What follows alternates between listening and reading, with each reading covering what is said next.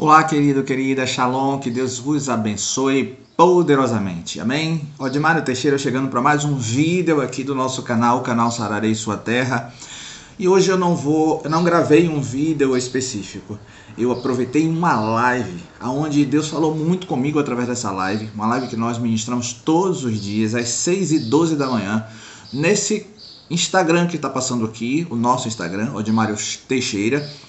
Todos os dias, 6h12 da manhã, nós acordamos cedo e ministramos uma palavra de Deus para as pessoas que ali interagem conosco, tá ok? E, sinceramente, depois que eu reassisti a live, eu vi que tinha muita coisa interessante e eu achei pertinente transformar ela em um vídeo aqui para o YouTube, ok? Eu espero que você seja tremendamente abençoado. Não deixe de curtir, compartilhar e se você não faz parte do nosso canal, se inscreva, certo? Porque com certeza o canal Sararei Sua Terra é o canal da bênção. Olha só como os pássaros louvam a Deus aqui na nossa região, tá bom? Que Deus vos abençoe. Fica com o vídeo que com certeza vai ser tremendo.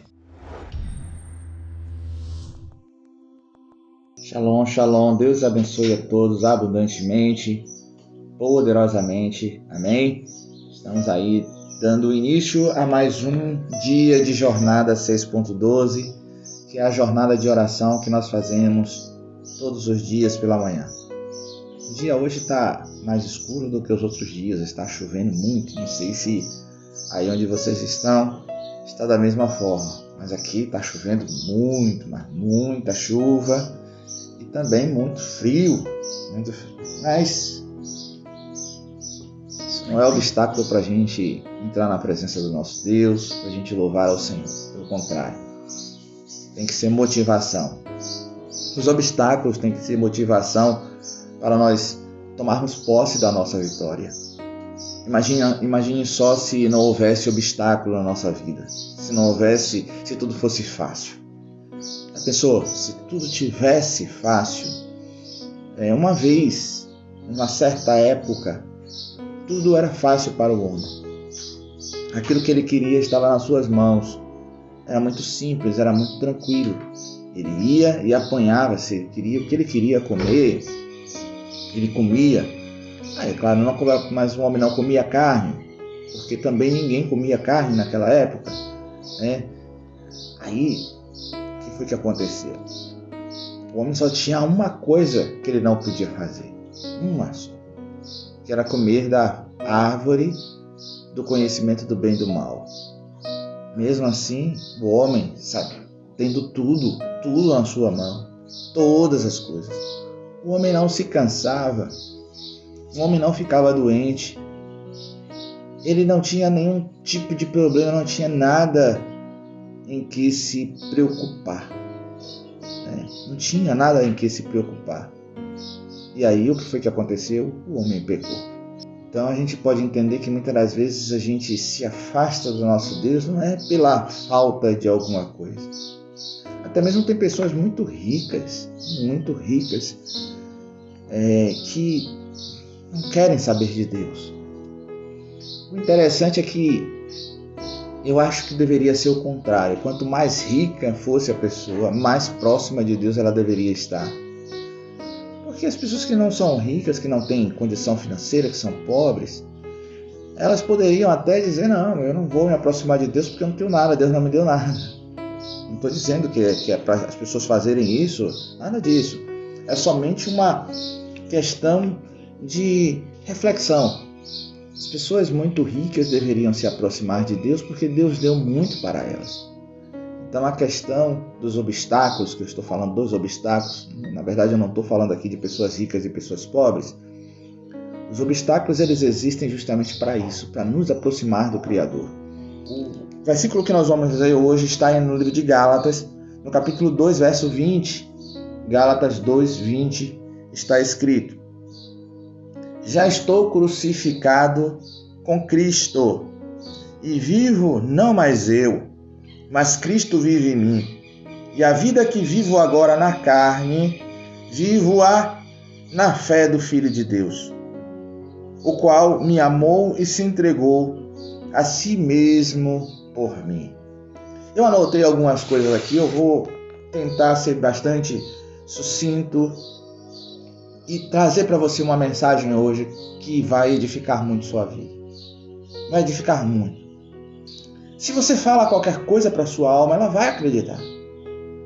Por exemplo, se você não está cansado, e você diz que está cansado, estou cansado sem estar, ela vai acreditar e daqui a alguns minutos, uns minutos 40, uma hora, depende de cada pessoa, você realmente vai começar a se sentir cansado.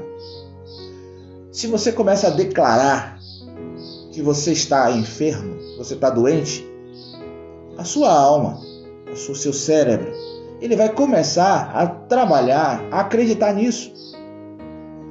E de repente você vai estar sintomatizando. E muitas das vezes sem estar doente. Vou contar uma história para vocês interessante. Há alguns anos atrás, mais ou menos em torno de uns 10 anos atrás, eu estava ministrando em uma igreja. Na época nós fazíamos seminários de cura interior. Hoje esse termo não é mais usado.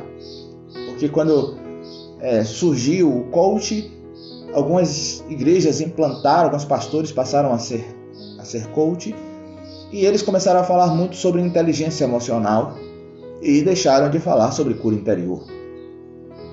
E eu lembro que eu fiz um seminário de cura interior uns 10 anos atrás, para justamente trabalhar na alma das pessoas, em um bairro aqui de Salvador, e foi 3 dias assim de ministrações poderosas.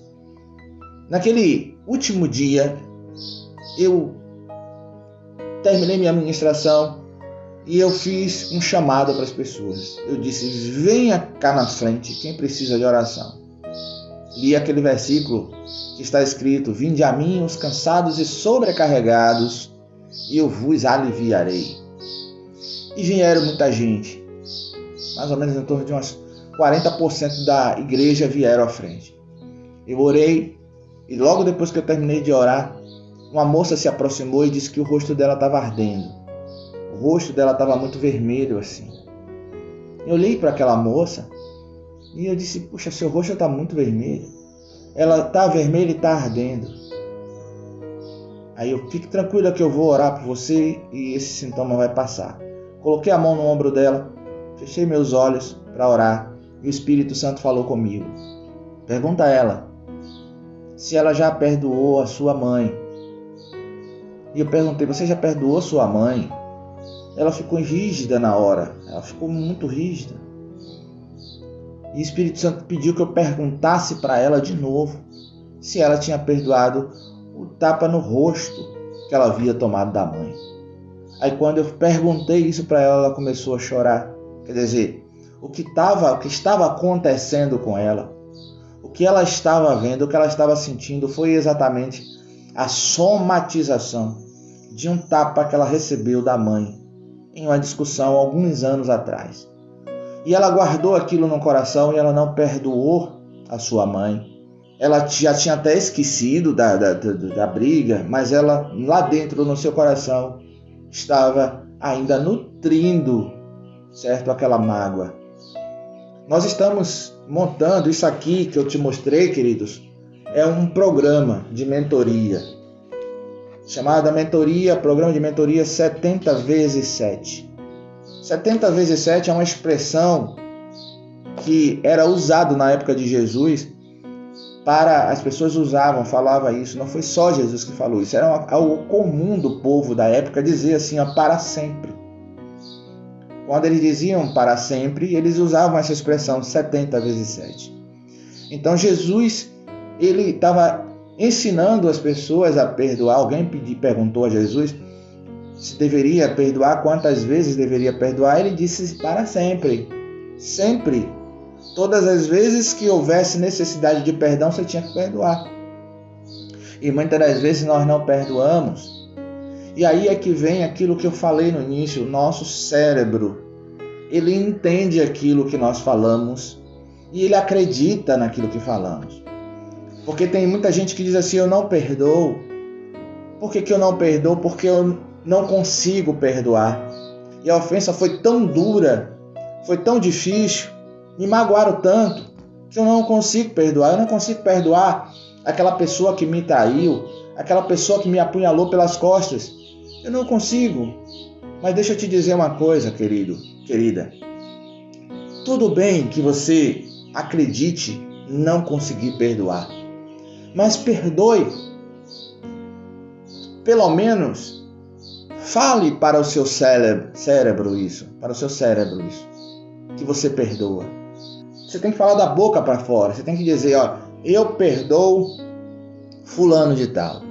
E por que você tem que perdoar dessa forma? Porque as palavras têm poder. As palavras têm poder. Quando nós falamos, essas palavras que saem da nossa boca, ela volta para dentro do nosso cérebro através dos nossos ouvidos. E ela tem um impacto.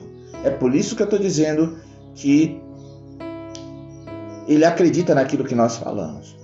O nome disso, cientificamente falando, os neurocientistas costumam chamar isso de sugestão. E quando eu falo algo a respeito de mim mesmo, eu estou fazendo uma autossugestão.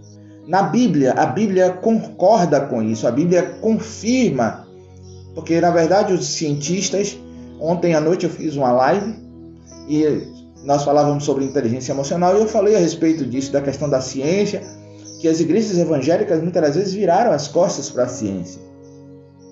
E a ciência geralmente confirma o que a Bíblia está dizendo. Tem cientistas que negam a Bíblia, mas a ciência não nega a Bíblia. Não sei se você entendeu. Tem cientistas que pessoalmente o sujeito diz que não existe Deus, tal, que Deus não existe, que tudo é coisa do acaso, Perere tem as teorias dele, mas a ciência confirma.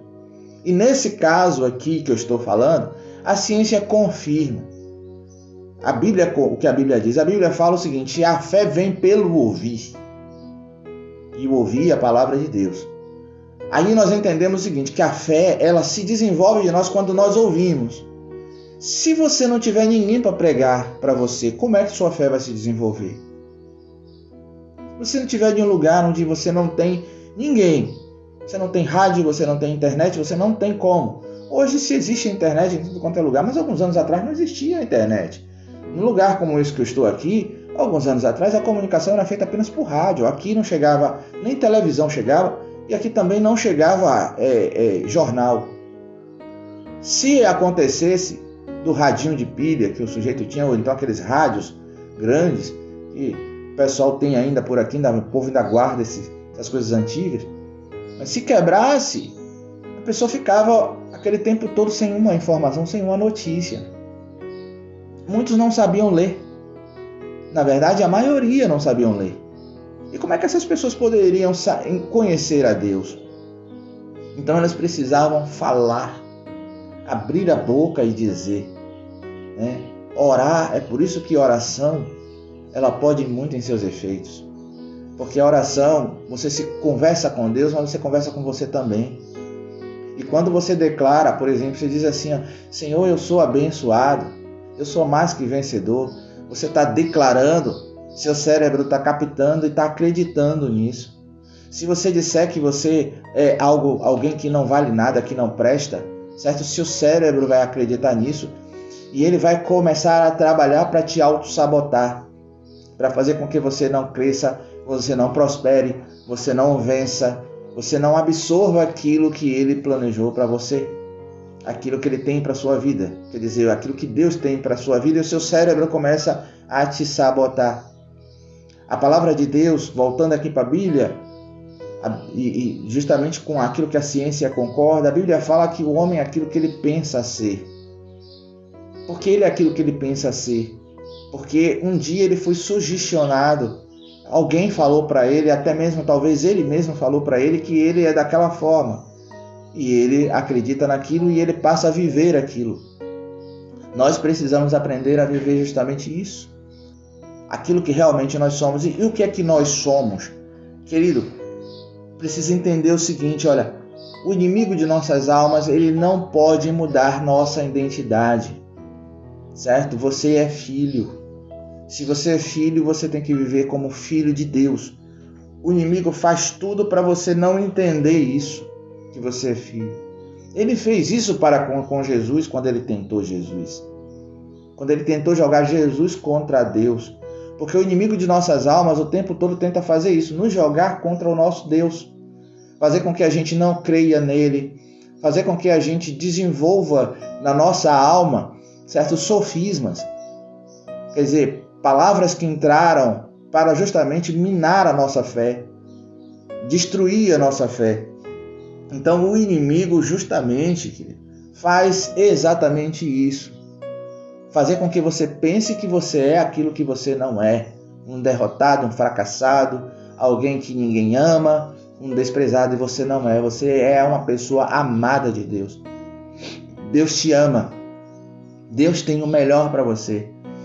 Quando eu falei a respeito daquilo que nós pensamos, está no livro de Provérbios, no capítulo 23, versículo 7. O homem é aquilo que ele pensa ser, certo? Então, queridos, a gente precisa se preocupar muito com isso. Com isso.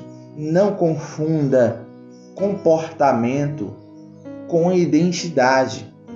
Não é porque você se comporta de uma forma que você é aquilo que muitas vezes você faz. Você não é. Por exemplo, o drogado, o sujeito que usa droga e que está se destruindo nas drogas, ele não é aquilo. Ele não foi criado por Deus daquela forma. Ele está ali. Existe uma diferença entre o verbo ser e o verbo estar. O verbo estar é um verbo transitório. É um verbo transitório. Eu estou na roça. Amanhã posso não estar. Poderia estar em Salvador. Certo? É diferente. Agora, quando você diz assim, eu sou baiano. Eu sou baiano, nasci na Bahia. E nada vai mudar. Eu posso viajar e morar em outro estado. Lá até mudar o meu sotaque para passar a falar igual a eles falam lá, certo? E por aí sair dizendo que não sou mais baiano, mas na minha identidade vai estar dizendo que eu sou baiano. Vocês estão entendendo? Então, existe essa diferença e você precisa entender que você é filho. E isso é que define a sua identidade. O que é que define a sua identidade? Quem realmente você é. Amém? Então não confunda a sua identidade. Não confunda. Certo? Eleve a sua autoestima. Eleve. Entenda que você é aquilo que Deus criou para você. As nossas crenças fazem com que a gente tenha ações justamente para nos sabotar. E quais são as crenças? Essas crenças que eu estou falando. Essas crenças são aquelas que estão enraigadas na nossa alma, que foram levantadas, cresceram na nossa alma, justamente para fazer com que a gente paralise. Fazer com que a gente não ande, a gente não cresça, a gente não pense, a gente não exercite, a gente não tome posse da nossa vitória. Amém? Então, essa é a mensagem que eu deixo hoje nessa manhã, a respeito disso, certo? Crie expectativa sobre você. Criar expectativa é ter fé. Deus é um Deus de fé. E a Bíblia fala, o apóstolo Paulo, ele diz que ele é imitador de Cristo. Quer dizer, Cristo é Deus. Cristo é a representação de Deus, é o próprio Deus aqui na terra. E Deus, Cristo, é um Deus de fé. Todos os dons espirituais, certo, foram manifestados em Jesus. E um deles, o principal, que é a fé, foi manifestado. Na verdade, o principal, acima de todos, é o amor. Está escrito lá em 1 Coríntios capítulo 13, que o amor está acima de todas as coisas. Mas a Bíblia fala da fé também, que é muito importante. Lá em 1 Coríntios fala da fé.